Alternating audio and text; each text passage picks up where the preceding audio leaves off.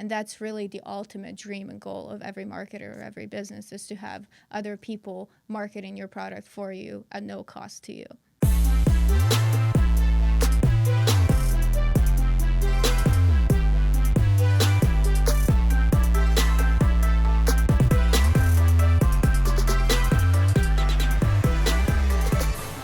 Welcome to Kickin with Kapok.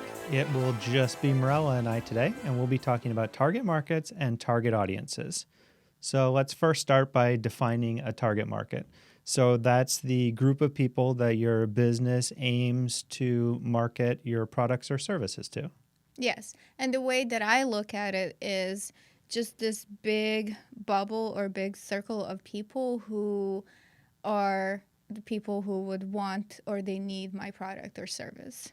So then you've got target audiences, which are a little bit different. They are a group of people that are within the target market, but they're just the people that you're aiming a particular marketing campaign at. Yes, you can think of them as the little circles or little bubbles within your target market circle or bubble. And so they're slightly different and they're slightly more, narrowed down and organized according to the things that they have in common. Yeah, I think the example that I like to use is the men's necktie. Yeah, the target market for a company selling men's neckties is probably professional men or people who shop for professional men, people who buy them gifts. But then if it's Father's Day, the target audience for a particular marketing campaign for Father's Day is going to be targeted at, children or significant others, helping children find a gift for their father. So that's the target audience. And that particular target audience excludes a lot of the people that are actually in the target market, which are the professional men who normally are buying the neckties or the people shopping for them. But then in this particular example that I brought up, they're not included in the target audience for the Father's Day ad. Yes, and you can have multiple target audiences, and they can be super small or medium or whatever the case is. And really, just to keep it super simple, just think of your target market as your big pie of people that you are trying to sell your product or service to, or even educate them about your cause or your nonprofit. And then your target audiences are the little slices of pie, and they're slightly different and slightly kind of organized, and you want to have more specific campaigns for each one of those target audiences. Okay, that sounds good. So maybe we go into the target markets are critical, or why they're critical for your business. So why do you even define what a target market is? It's usually because you're trying to come up with a strategy. You want to think about what Underserved or unserved. Yeah, underserved or unserved groups there are out there that your product or service might be able to serve. Exactly. And really the proper way to do things, instead of saying like, oh, I have this great idea or I have this great product I want to launch, so I'm just going to go find the manufacturers and I'm going to, let's say, make a whole bunch of these red shoes that I want people to buy.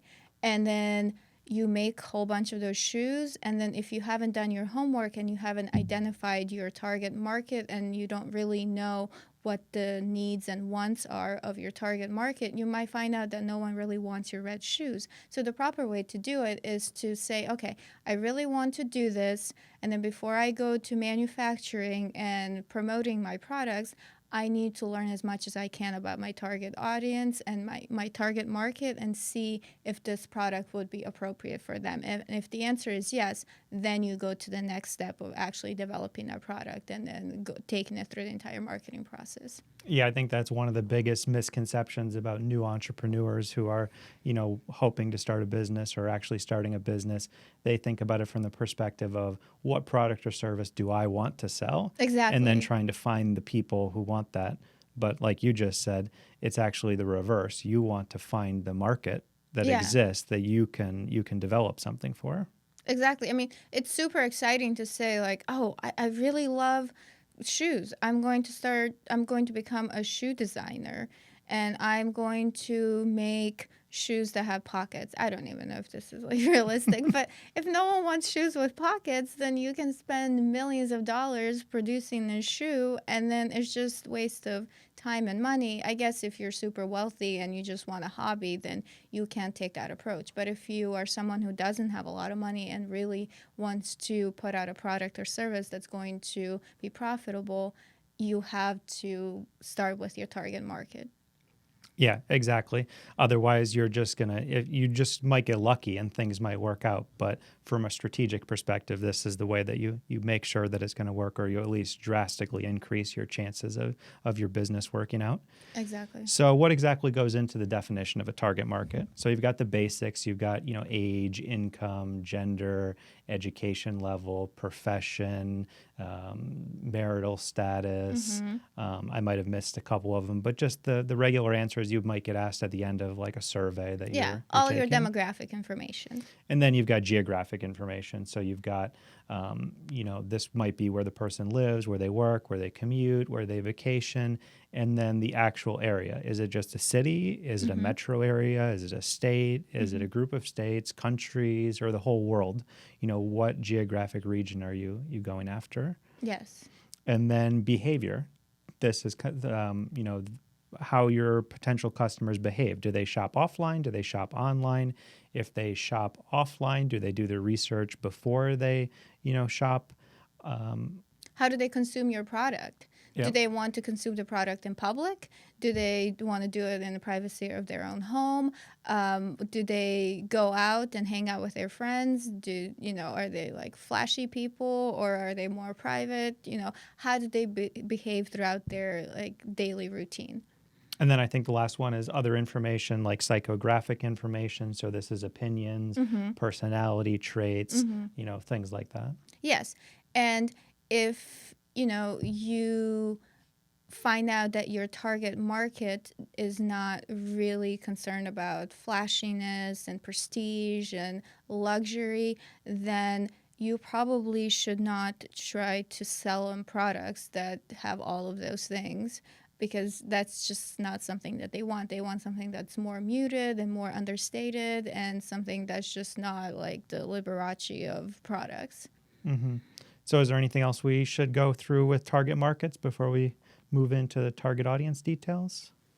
I don't think so. I think that just to kind of summarize, it's very important to start with your target market first before you develop your product or start offering a service, and because it will save you a lot of time and money. And you don't want to leave it up to luck, unless, I guess, you're a gambling person and you just want to take a shot and see what happens.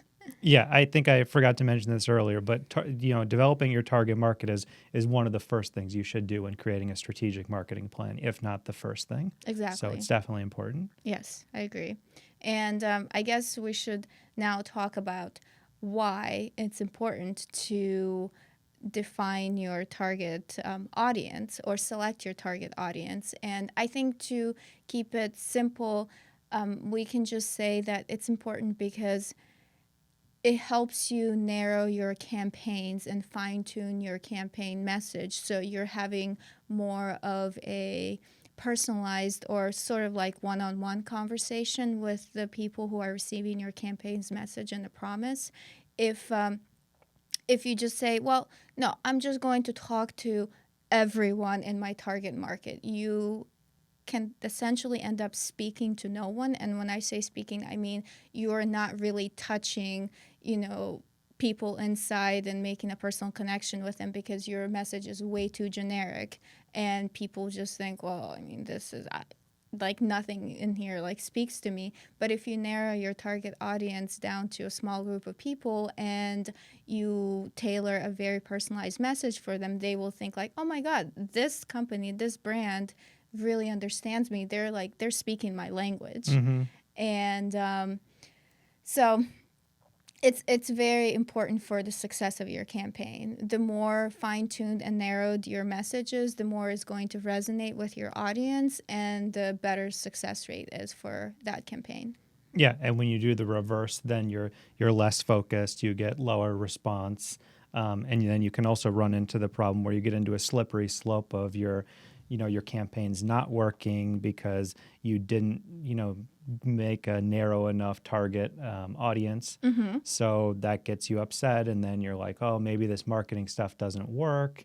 And it just turns into a vicious cycle where the more you haven't thought about it, the more it builds upon itself, and it just becomes a less and less effective marketing campaign or strategy the more you go down that path where you haven't, narrowed it down. Yeah, and you become frustrated and you start thinking, oh my gosh, I have tried everything. I have tried to deliver the most authentic message. I've spent so much money on this, and a huge percentage of the people are just not responding. And then every now and then you will get people who really shouldn't have been in your target audience who give you negative feedback. And then, obviously, most of us don't like to get negative feedback. Then you get discouraged, and then you start listening to voices who really are not the true target audience for that campaign. And that can kind of take your campaign in a totally different direction and skew your results, make you feel terrible, and then you give up. And but the positive side is, if you have a very narrow campaign and a very narrowly selected target audience, then you can make those really personalized connections with people, and you can get really good returns. And then you can even develop very meaningful and long-term relationships with your target audience, and they can essentially become apostles for your brand, and they go out and tell their friends and even tell strangers that your company is this amazing company and they should do business with. And that's really the ultimate dream and goal of every marketer or every business, is to have other people marketing your product for you at no cost to you. Yeah, that's definitely where you want to be. That's where you strategically encourage word of mouth marketing and get more referrals to your business. And just to touch on one thing that you mentioned earlier, is you have to ignore those people who aren't in the target audience, who are being critical of your campaign, because they're not who you're going after. Sometimes you have to actively dissuade them because they're not in your target audience. Don't worry about them. Focus who's on the target audience of the campaign. Exactly. And not exactly, and knowing who is not in your target audience is just as important as knowing who is. If you don't know who is really not supposed to be receiving your message, and that person gets the message and they give you terrible feedback, then you might think like, oh my gosh, like my customers don't like me. Yeah.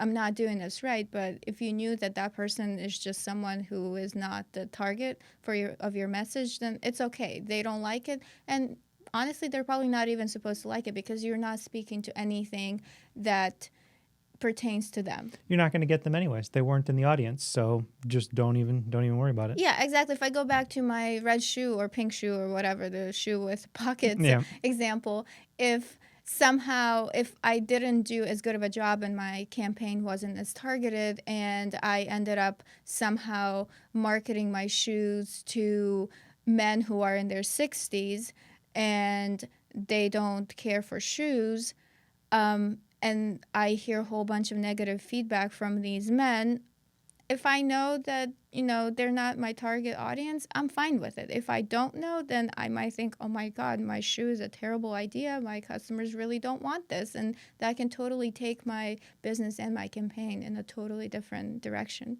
Mm-hmm. So maybe we should now go into the going as niche as possible and how that is a big benefit. Yes, I think when people start out, you start your business and you think, I want to get as many people to buy my product, and I just want to like flood the market. Everyone needs to be wearing my shoe with pockets. Like, I need to go hard. And, a lot of times people talk about, when they're projecting their like revenue, they're like, this percentage of the market, will use my stuff. And then people really try to go hard and big. And that is really not the best way to do it. You want to divide your target market into little segments and make those as niche as possible, because you will be able to have the most authentic conversations and deliver the most tailored product to your niche audiences. So the more niche that you go, the better and more effective and relevant you're going to appear. And when you do go big, a lot of the times it involves making many niche target audiences. Even if you are going after a large target market, Yes. you might have many, many niche target audiences that you need to run marketing campaigns in order to address that entire target market. Yes, exactly. If you are a coffee shop, then your target market are people who enjoy coffee. Well, if you sell both cold and hot coffee, those two groups of coffee lovers are slightly different. I personally like hot coffee. I am not a big cold coffee person, so that coffee shop has to market their different types of coffee very differently. And if if they run a campaign that's just selling their coffee, and one of the ads, for example, is cold coffee, and I see that ad, I'm just not, it's not going to resonate with me. But if they really narrow it down and they're like, okay, this campaign is only going to be for people who like lattes, and I love lattes. So if they run that campaign and I see it, that's going to speak to my heart, and I'm more likely to go and buy that coffee than if they just show me a cold coffee with ice cubes in it. That makes me feel cold, and I don't want to get it. Yeah, and I think that's a great point. And that coffee shop needs to not worry about alienating you when you see the cold coffee ad, because when you do see that latte ad, then you're going to be like, well, I'm going there. Like, Yeah. you're not going to be dissuaded by the fact that you saw that cold coffee commercial. That one didn't appeal to you, but this new commercial that did appeal to you, that's going to get you to go to the store. Yes, and that makes me think like, oh my gosh, they understand me. They too appreciate a good latte. They know So latte yeah, lovers. Yeah. they know lattes, and lattes are way to my heart on some days, like at 3 o'clock. And and like, what if they ran an ad at 3 p.m. on a Wednesday with like this amazing latte, and I Hmm. see it on Instagram? I'm like 9 out of 10 times probably going to jump out of my chair and go get that latte. Yeah. So maybe we should go into the takeaways now. Yeah, like I guess let's tell people how would they define a target market and where do they start? Okay, so let's think about it in the easiest way possible, and it is easy. You just want to think about who will use your product. It's that simple. Who are the people who use this product? Who are the unserved or underserved people? And that's your target market. It's those people. Hmm. That's it. That is that big pie or big group of people. And then if you want to take it down a little bit more and you want to define or select your target audiences, then you take your target market and find different groups within that target market and think about, how are these groups different and what does each one of them have in common? What do people within each group have in common? And then those are your target audiences. So, for example, Valentine's Day, you're a chocolate shop on Central Avenue, and you want to run a Valentine's Day campaign for chocolate. So you might have several different audiences for that campaign. One of the audiences could be people who are in a relationship and they want to buy a gift for Valentine's Day for their significant other. Another group could be friends who maybe are single and they're buying Valentine's Day gifts for each other. And then you have people who like to treat themselves on Valentine's Day and buy something nice. So that's another audience. And then let's say that it's not even Valentine's Day. It's just like your regular throughout the year campaign. So you might have a campaign for people who like dark chocolate. Then you might have a campaign for people who can only eat sugar-free chocolate. Maybe they're diabetic or they don't like sugar for some other reason. So that is another small target audience of people. So you would not be advertising super sweet chocolate to people who can't eat sugar. Yeah, I think that's a great example. It perfectly illustrates how you can have very different target audiences, all of them with very different, campaigns, and all of them that fall within your target market. Exactly. And the narrower the audience is, the more focused it is, and it's probably going to yield better responses to the campaigns that you are targeting to that group of people. Yep. So I think start early. You should develop your target market before you even develop your product and service, if Yep. at all possible, and then get as many target audiences as you need and go as niche as possible. Yes, and develop really personalized campaigns for all of the audiences that you have selected so everyone feels special. And the ultimate goal is for people within each audience or target audiences to feel like you're talking to themselves, like to them. It's like, oh my God, how do they know that I love lattes with, skim milk and whatever the case is? Yeah. Oh, I think we got to everything. Is there anything you can think of that we need to mention before we wrap it up? I don't think so, but maybe we forgot something. So if people, can think of something, leave us a comment if they're watching this, or other if they're not, if they're just listening, that they can contact us and let us know, and then we can even maybe do another segment on target markets and audiences if we miss a lot of information. Yeah, definitely. If you have any comments or questions, feel free to leave them in the comments below if you're watching the video. And everyone, of course, can reach us on social media, Kapok Marketing. We're on all the usual places. And that's it. We'll have something just as great for you next time. All right, we're done.